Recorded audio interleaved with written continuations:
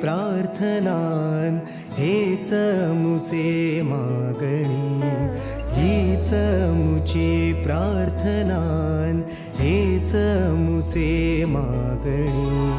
माणसाने माणसाशी माणसा समवागणे,